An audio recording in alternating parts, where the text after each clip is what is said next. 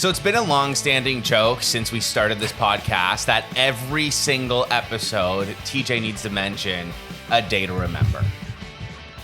Yeah, I got called out again. I did an episode of the Stereotherapy podcast, and they were even like, yeah, so you like to talk about a day to remember.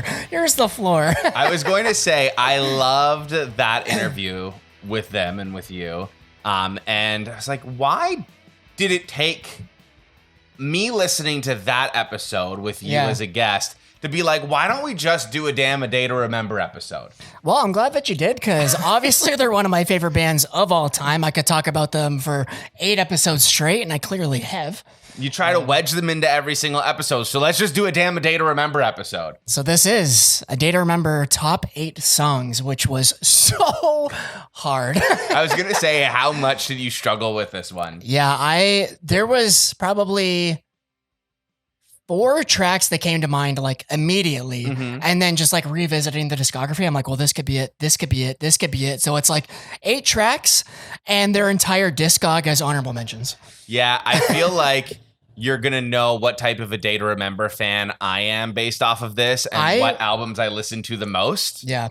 I also wondered if you were going to have certain types of tracks, because I found revisiting my favorite singles or favorite tracks that they were a lot of the heavier tunes that A Day to Remember's put out. So I wondered if you were like on the more pop punk side of that. I think you're going to be surprised by a few. Okay. You're going to be surprised by a few, but also I think when we start kind of getting into it, you're going to be like, oh, okay.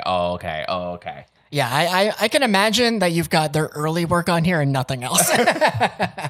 Well, with that, why don't we just get right into it? Yeah, I'm gonna get right on into it. Oh, you're Matt. I'm TJ. We're good co-hosts. Yeah. I'm Matt Batiste. TJ, as always. We are, of course, gonna bring you our top 8, and we want to know about your top 8s as well. So if you're in the comments watching this on YouTube, let us know what your favorite A Day to Remember songs are. If you're listening on Spotify, we'll have that little poll there. Let us know what your favorite A Day to Remember song is. And feel free to roast us at any point for any of our opinions, because that's what we're here for. Yep. I will say there is no wrong answers here. No, every single song is good. When it comes to A Day to Remember, they really are one of those top tier bands. Yeah. And my first one here on number 8, Right Back at It Again. Nice. It's a good pick. This is probably the main one from Common Courtesy that I listen to, that I continually go back to. If that comes on, it feels very much like it could belong on like a Homesick or For Those Who Have Heart. And it's just one of those songs that keeps bringing me back to it again and again. 100%. So, and it's a classic A Day to Remember song, right? Like it's got the when you heavy, think of A Day to Remember catchy songs, yes, exactly. This is a prime A Day to Remember song, so I love this one, and a lot of their songs probably do belong higher on a lot of other people's lists. It's just, this is one of those lists that's going to be hard picking a top 8, because it's like, do I put this at 8, 7, 6, 5? Like, where do I put these songs? Yeah, I know. This one was honestly an honorable mention for me. I do love this song, but there's just like, there's so many good songs in the discography that I couldn't put it on here. But I will say that song is very much like, they released Common Courtesy after they had that whole record deal with like Victory Records, like fall through, and that whole debacle and the lawsuit and everything. And that is very much just like the energy of, we're able to do whatever the hell we want now, and it's going to be a lot of fucking fun. Yeah, I remember Common Courtesy came out when, like 2010, right? Common Courtesy is 2013. 2013. Okay, so I didn't even know they released this album at this point. Oh, really? I was a fan and I loved their early work, obviously. And then I think I was just on YouTube one day and I saw a music video for City of Ocala. And I was like, oh my God, there's new A Day to Remember music. And I remember putting it on and being like, oh, this is so good, and really getting into Common Courtesy. So I really, really do like that album.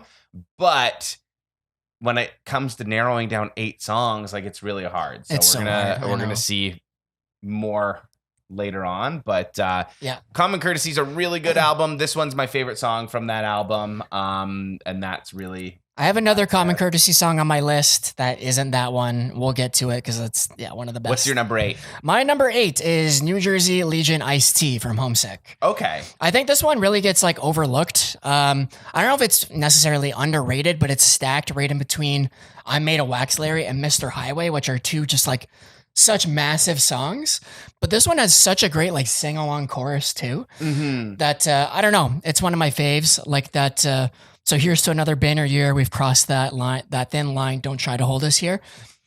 It gets me every time. The whole Homesick album could honestly, I mean, be for on real. this list. Like, there's a reason why they're playing it in full at when we were young. Like, So excited. the whole album belongs on a top list. Yeah. Honorable mention, all of Homesick. Yeah. If there's a Homesick song that doesn't make our list, it becomes an immediate honorable mention. For sure. Number 7, I put Have Faith in Me. Of course. So that's one of those songs where, you know, bit slower, but also catchy. It's the pop punk side. It's the pop punk side. Yeah. That song comes on easily. You can get goosebumps from it. It's, you know, it has that big build up, and it's, you know, it's not If It Means a Lot to You, but it's, you know, right there. Like, I've always kind of had those two sort of like right there in terms of that sound and the feeling that you get when you hear those songs. Like, Yeah. it's those two songs can be almost somewhat interchangeable. But yeah, Have Faith in Me has that nice, it has everything that a good A Day to Remember song needs. Yeah. And it is on that pop punk side, right? Like, it's on the softer side, but it gives you the goosebumps. And I think it's like towards the middle of that record too. So it's like the in between. If It Means a Lot to You, it's like that kind of same kind of build up. it's the And build then they up. do the second half of the album and then do it again. Yeah, exactly. Yeah, no, it's great. Number 7 for me is A Shot in the Dark, which is one of my favorite riffs of all time. Sick breakdown, that like keep running your mouth call out is just chef's kiss.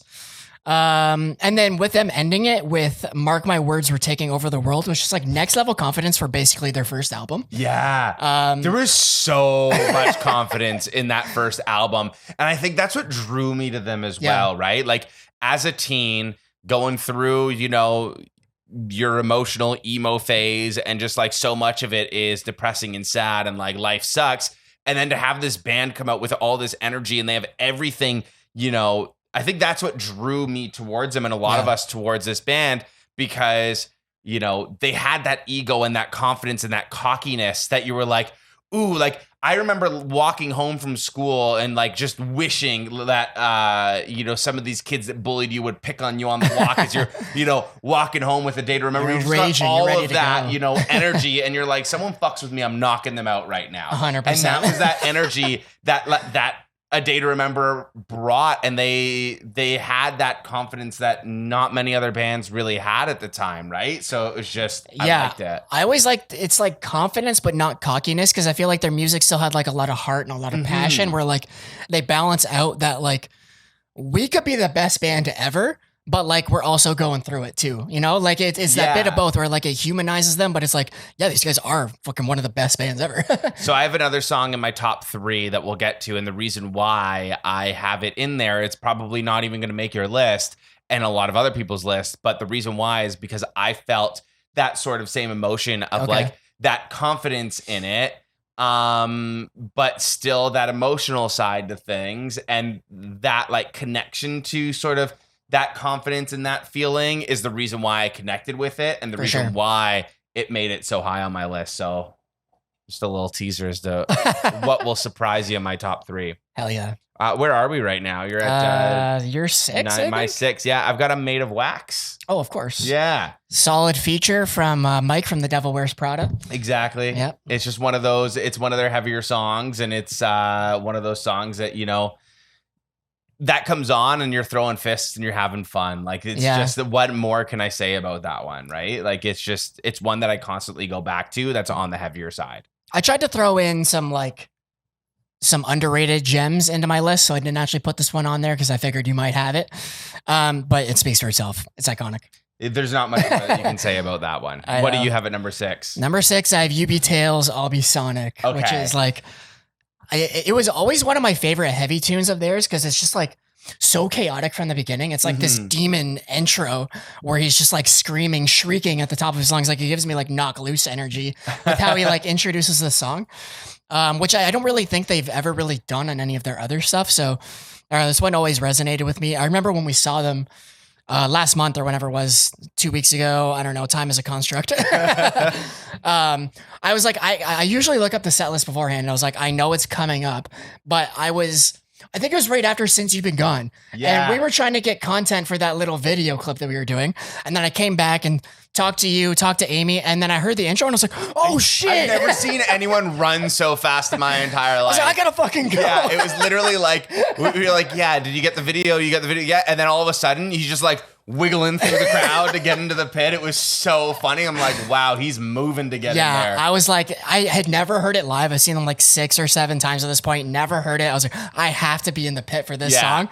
Heard that little intro and I was like, oh my God, we gotta go. Just literally, I've just never seen someone work their way through a crowd so easily. I know I afterwards. pushed through people and probably pissing people off, and I apologize if that was you, but oh my God, it was insane. But yeah, it's a great song. Yeah, I don't think I have anything from that album on there, to be honest. What? Really? Yeah, and I had a feeling that you were going to have a lot from that album. I've got another one on here too. So my number 5, iconic breakdown, Mr. Highway. Nice. That is also mine. Is that your it's number 5? It's also my number 5, yeah. So we know where we're going to put that on the 100% on the collective list afterwards. You know, there's not really much I can say about that one. That's like the typical breakdown song. That's the one that, we got our bruises in the pit for sure. It's one of the most iconic breakdowns of all time. There's no denying it. I think with that one, I like ran into the pit and immediately got clocked by someone right in the back of my arm. And I was like, oh, okay, fuck yeah. All right, I'll start throwing fists too and let's go, right? Yeah. And then I think we met in after the pit. And I was like, oh, dude, I'm going to have a bruise on my arm tomorrow. And you're like, oh, yeah, dude, I got sucker punched in my gut right now. Yeah. But like worth it, right? Like that 100%. week of dealing with bruises afterwards. I've never been more relaxed on a Monday after work or whatever day it was, like a Thursday, Friday after work on 4 hours of sleep and covered in bruises. It's perfect. I think that this song also kind of molded my love for like heavy music with breakdowns, because this was probably one of the first ones that I ever like truly heard and was like that really big build up into like, oh, it's time to throw hands. Like it really just formed my appreciation for that sort of style in metalcore, especially. So it's just like the major call out and breakdown. It was like, that's the most one of the most, if not the most iconic call out and breakdown of all time, which I think we had this conversation on a past. We did with Orion. It ended up making our number 1, I think, just because he had it somewhere on the list. We were obviously near the top, and I was like, it's number 1. Yeah, I think it's fair to say that's the most iconic call out, besides maybe Knock Loose Motherfucker Now. For real, yeah. Number 4, I put Downfall of Us All. Nice. That's one of those songs where that like really elevated the band. Like I already loved them by the time Homesick came out, but like, the way it just opens up and that song elevated them as a band for me. I think the top 2 songs on that album, that's one of the top 2 songs on that album for sure. I think not just for me, but for everyone. It's like the anthem for like a generation of metalheads. Like, I don't know, you hear that they have the most iconic pre-breakdown call out of all time. I think this is one of the most iconic intros of all time. Just that da da da da da is just like, which it gets you jumping, wanting to like just get crazy. And then the Let's Go. Like, yes. My brothers walked in at my wedding to that song. Yes. And iconic. and I was like, what song do you want to walk out to? They were like, Downfall of Us All. And I'm like, hell yeah, that's perfect. Gonna be fun. Yeah, that's going to be a fun one. They were actually upset that the DJ cut it off before they got to Let's Go. Yeah. So they just kind of walked into the da da da da da da, but there was no Let's Go in there. And they were like, we wanted the Let's Go. It was still great though. What do you have at number 4? Number 4 is You Should Have Killed Me When You Had the Chance. Okay. Which is my favorite For Those Who Have Heart. Yeah. I was like revisiting this album and I was trying to come up with like specific things to say about these songs, because obviously I have a lot to say, but like, I don't know what there is really to say about this song other than it's really goddamn good. Like, it's so good. That slow build at the end is just like, it's kind of like heartwarming too, into like the big, it's kind of like If It Means a Lot to You, really like that build into like, it's a heavier If It Means a Lot to You. It's my number 3, by the way. So that's my next song. Sick. It's one of my favorite songs on that album. It was one of the songs outside of Since You've Been Gone, because I found them Since You've Been Gone, and then I heard You Should Have Killed Me When You Had the Chance, and I was like, okay, this band this is it. Yeah. You know what I mean? And then you go and throw on the album from start to finish, and it's such a perfect album. Yep. I really wish that they could do a When We Were Young set, like on one day where they do Homesick, and then the other day where they do For Those Who Have Heart, because that's the album for me, right? Like, I feel like they would do What Separates Me From You as the other album, though. I think it was objectively bigger. yeah, and you've said that, but like for me, nothing will ever touch For Those Who Have Heart. Yeah. Like that's the album for me, because I was already obsessed with A Day to Remember with that album. Right. And then when Homesick came out, it just elevated it, but it was like my obsession was already there. Right. So that love for that album, I don't know, like I think objectively, if I had to listen to both albums back to back, like Homesick would objectively be the better album, but I still feel like I have more of an emotional attachment That's to fair. For Those Who Have Heart. So it's like, yeah, like sure, maybe some songs are a little bit weaker than Homesick, and Homesick is just a tighter knit album.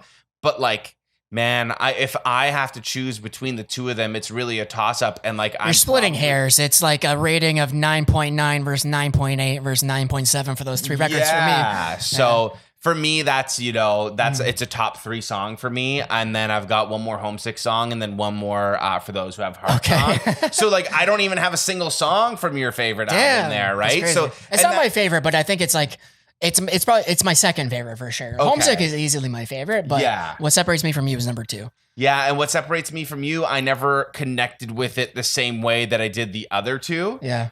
In fact, I probably connected to Common Courtesy a little bit more. That's fair. I feel like they get such diversity on both records, because What Separates Me From You have the big pop punk bangers like All Signs Point to Lauderdale, All I Want, but then also the really heavy tunes like Second Sucks, You Be Tales. And I feel like Common Courtesy kind of has that same aspect. Yeah. It's so tough to pick between them though. Yeah, it's so hard. Yeah. I'd say both are probably, like Common Courtesy and that one are probably tied for third for me, but like, but Homesick and For Those Who Have Heart are tied at 1 for me. Nice. My number 3 was Downfall. Okay. Only other thing I want to say about that was just I have this ingrained in my brain where I saw them at Echo Beach when they did just some shows with like Bad Omens, Beartooth, and The Ghost Inside. Crazy lineup. But 2 of our friends went to go get beers, and they had 2 beers in each hand. And I was like, they're coming out in like 5 minutes. You're going to want to either ditch those, like chug them and ditch them, or just like move out because this place is going to go crazy. They're like, oh no, we'll be fine. Kicks off. Done. Everybody jumping. Beers are everywhere. That is just burned. I hate people that bring beers in the pit. I need to say that I hate people that bring beers in the pit. It's one thing for your friend to like be off to the side or further back and be like, no, the pit's not going to break out here. And like, it does. And it's an accident. That's totally fine. It was definitely an accident, but I've also been in the pit before where people have come in with their beer and I'm just like, I hate that guy. Don't be that guy. It always gets all over you. me. It's like, don't bring the beer into the pit. You know what's going to happen and everyone hates you. Just drink your beer onto the side and then come into the pit, but don't bring the beer into the pit. It's so frustrating. I hate that shit. Yes. But yeah, I also didn't realize how big the pits for A Day to Remember truly got, and because I hadn't seen them in years. I missed that Echo Beach show. And I hadn't seen them in so long. Yeah. And when we were at the show, just so many mini pits would break out, or one big pit would break out. And then all of a sudden, like you're in the back and another pit's breaking out. And you're like, what the hell? I can't do anything to get away from the pit for when you don't want to be in it. Whereas like most other shows, there's one main stage, pit. you go further to the back and you're safe. But like, we were all the way at the back at one point, and even when there wasn't a pit breaking out, I was like this squished. I'm like, I haven't been at a show like that since I was a teenager. Yeah. And that reminded me of the old school show. So it's crazy to see that energy 10, 15 years later is still showing up, because I know a lot of us have gotten into our 30s and we don't want to go into the pit anymore, and we don't want to be around that anymore. It's like fine for the people that do, and then other people, like, there's more, like the pits seem to be a little bit more calm and tame. The pits at When We Were Young were lame as hell. I will say that. Okay, my main thing about When We Were Young is you're outside in like 104-degree heat, which is like, I had no energy to jump, let alone mosh at When We Were Young. True.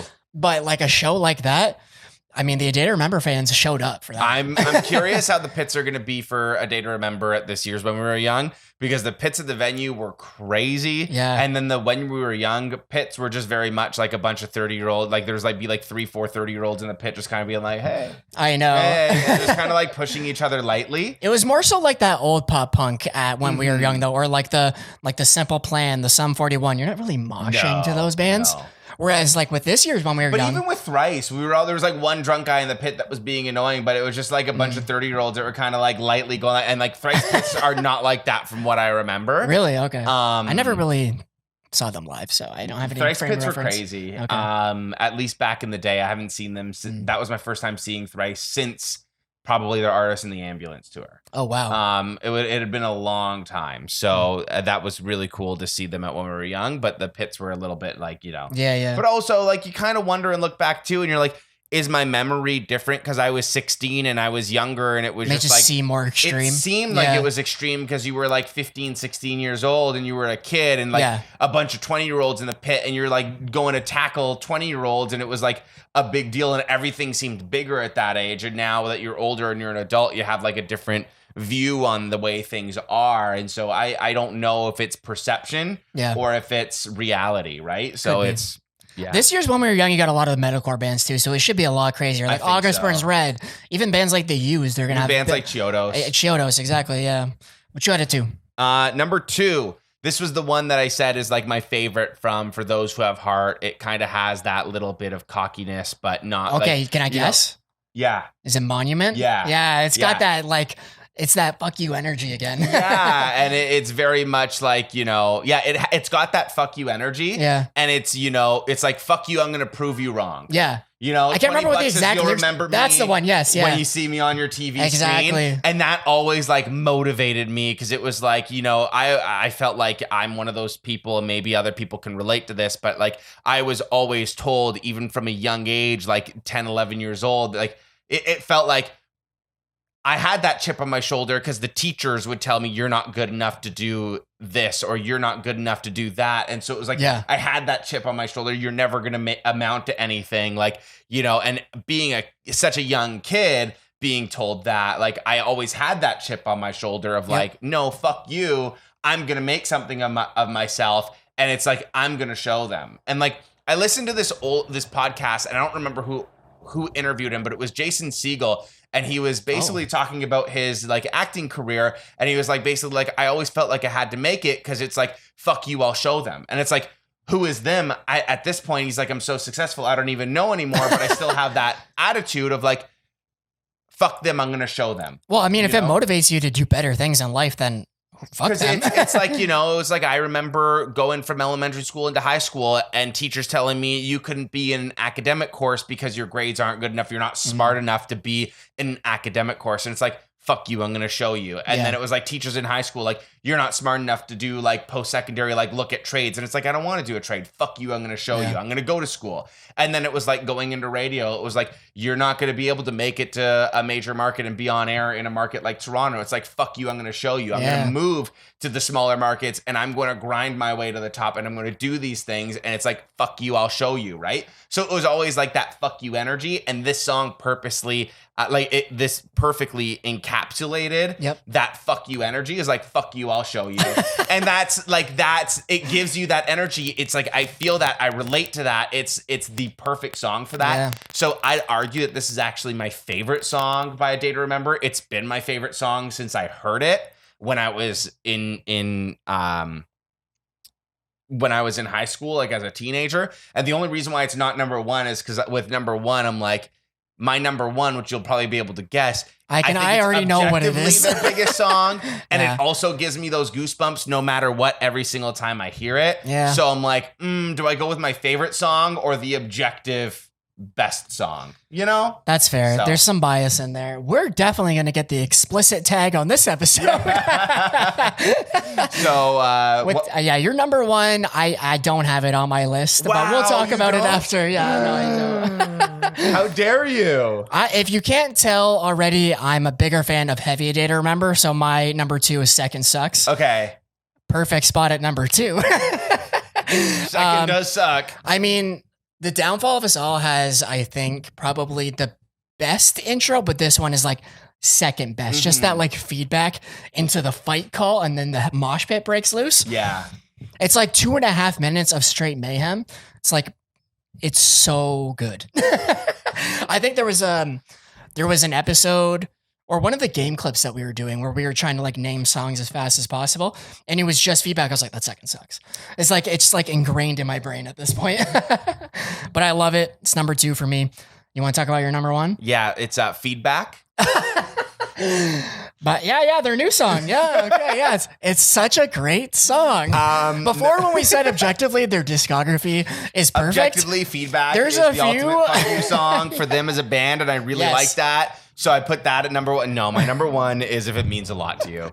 Of course. If you hadn't picked up on that, yeah, I had to put in the joke there of feedback. I was like, what other song could I put in here? But I'm like, recency bias of feedback. I could have put literally any other song that isn't If It Means a Lot to You, and I feel like the joke would have still landed. Yep. So it's nothing against feedback. It's just If It Means a Lot to You is objectively their biggest song.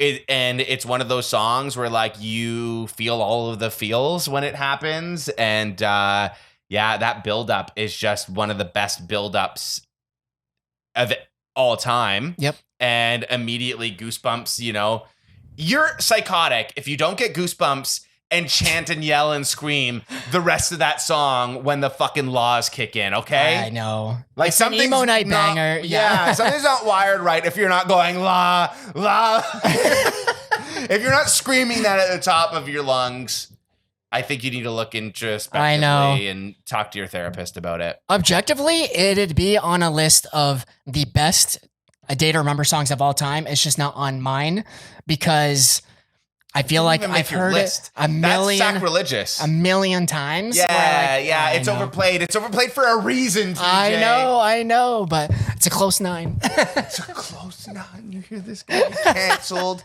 Get this guy out of here. Emo wannabe. So what's your number 1 then? My number 1 is what I think is actually their best buildup of all time. Feedback. My favorite lyrics of any song of all time.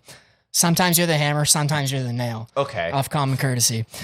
Someone posted, I think it was Katie, posted, if you had to describe your music taste in one song, what would it be? It would be this. Because I think that they perfectly like include Pop Punk A Day to Remember. It's a surprisingly heavy song. And then that like intro or that like soft build at the end, kind of like You Should Have Killed Me, with the lyrics, I reserve the right to feel uncomfortable. I reserve the right to be afraid. I make mistakes and I am humbled every step of the way. I want to be a better person. I want to know the master plan. Cast your stones, cast your judgment. You don't make me who I am. That's fucking iconic. Yeah, just like the goosebumps from that as well. That's another goosebumps every time I listen to it.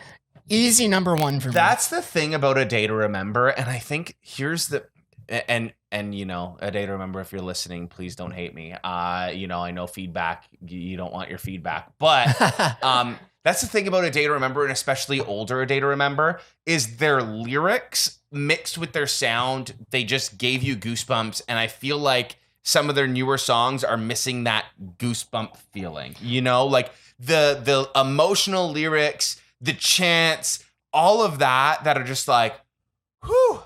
Okay, whereas like now it just feels like they're writing catchy rock songs. Yes. And it's not that those songs aren't good. It's just there's nothing in, and I'm using feedback once again, recency bias, but like there's nothing in feedback. There's no chant in feedback. There's no specific line in feedback that makes me go, whoo. Yeah, holy shit. You want to know my theory? What's that? In those first 4 records, especially up to Common Courtesy, because Common Courtesy came out after that whole legal dispute, and then everything before and up to that, they had something to prove. And I feel like after Common Courtesy, they reached a level of attention that was, they hit number 2 on Billboard 200 with Bad Vibrations. Bad Vibrations isn't that great of an album even. So I think that like... Now they've got their fuck you money and they don't care. Well, no, it's a different emotion. It is. It's just like, instead of we have to prove that we're the best, they're like, we're the best, we can make what we want. Yeah. And I think that there's like a little bit, I wouldn't say a lack of passion, but it's a different type of passion. It's not like I need to prove this to all of you. It's just like we've proved ourselves. Yeah, now. yeah. And that's it's different. a victory lap kind of, of music. It's different. It's different when you're writing songs about proving yourself because more of the general masses can relate to someone trying to prove themselves compared to someone that's gotten past that finish line and has made it and is now looking back at that, because most of us haven't made it past our finish line yet. We're chasing that finish line. We're chasing that goal continuously. We don't have fuck you money. We can't say fuck you, fuck your feedback. We're grinding to get there. And so when people are looking back and saying, hey, look, we did it, that's not as relatable anymore as, $20 says you'll remember me when you see me on your TV screen. Yeah. And it's not to say that they can't still make good music, because objectively they've still made good songs since then. It's just like the full context of an album hasn't really resonated with me since Common Courtesy. Yeah. I think that's why. I think that's fair. Yeah. And I think that's a fair assessment. Yeah. It's not like we're shitting on anybody. I've thought about this a lot. I'm not going to lie. I feel like you think about A Day to Remember a lot. I feel like they live in your head rent free. They really do. All right. I think it's time for us to pick a collective top 8. I don't know how TJ is going to do this one, but I know. We will be right back. All right. Naturally, we're letting TJ win on a few of these. Oh, naturally. Naturally. I think we came to a good conclusive list. Yeah, no, we came to a good mutual list. We have a special guest on. Special guest. This is Frodo. Second half of the podcast, our cat. I've kicked him off the table 4 times at this point. He's not leaving, so it is what it is. He's going to be our new co-host. He also loves A Day to Remember, so I trained him well. Yeah, Frodo, what's your favorite song? Sucking Sucks. All right, well, kicking things off at number 8 was Second Sucks. I needed a song of what separates me from you. Spoiler, there's no other ones. This is just a classic heavy banger tune, 2.5 minutes. Throw down in the pit. Do what you got to do. Yep. I can't argue that one. We needed something there. We needed a really good heavy tune, and it's a good song. It was pretty high on your list, so we had to put that in there, and we had to give a nod to what separates me from you. So for sure. What's number 7? Number 7. I'm made of wax, Larry. What are you made of? Day to Remember featuring Mike from The Devil Wears Prada. It's a good tune. Great tune. It's one of those ones that, I love the video too, like the baseball, where they're on the baseball diamond or whatever. Yeah, and it's one of those songs that you're just like, you always just go back to, or like, if you see it pop up on a playlist, it's like my brain immediately goes to that and clicks play. Yep, for sure. Number 6, we gave one to Matt. This is Monument. It is a good song. Like I said, it's my favorite song from them. It's been my favorite song from them since I threw on that album on my first listen. That was the song that resonated with me the most, and that's the song that I listened to the most from them. So it's a Day to Remember song. I think it really kickstarted their whole, we've got something to prove, and we're gonna prove it to you. It's not one of their biggest songs. Like, it's not Downfall of Us All. It's not Have Faith in Me. It's not If It Means a Lot to You. It's not any of those big songs, but it's definitely my favorite, and I really wish that they would play it more live. Agreed. Number 6, You Should Have Killed Me When You Had the Chance. Great song. This is another one of those songs that, really drew me towards them, right? So it was, it's a heavy song. It's a pop punk song. Yeah. It brings the energy. Like, this is just one of those songs that is a defining A Day to Remember song, I think. For sure. That one and our next one, Sometimes You're the Hammer, which was my number 1. Really, I think embody everything that A Day to Remember does great. Mm-hmm. Both of those songs, like great pop punk, great metalcore, lots of passion. Yeah. That's that perfect way to sum it up, in my opinion. I think all of these songs, and the reason what makes an A Day to Remember song great is the goosebumps that you get when you're listening to it, because they're one of those bands that are so good at giving you goosebumps, whether it's because of a breakdown call out, whether it's because of the lyrics, whether it's because of the buildup. Like, they're just so good at bringing out the emotion in their songs and in their listeners. 100%. For our top 3, we decided to shout out what we think are the best A Day to Remember songs in different aspects. In categories, yeah. So number 3, best breakdown of all time, Mr. Highway's Thinking About the End. Disrespect Your Surroundings. Yeah. So it's just, like you said, we're going best breakdown, best intro and best build up. So number 2, Downfall of Us All, one of the most iconic intros of all time. An emo night staple, gets the crowd rowdy. It's either going to open or end the set every time. Yeah. And then our number 1 is, of course, If It Means a Lot to You. Objectively, their biggest song, biggest build up. I think when it comes to these Really three, put them on the map. Yeah, and I think when it comes to like our top 3 in general, regardless of how you feel about them, like they're their biggest songs. All from the same album too.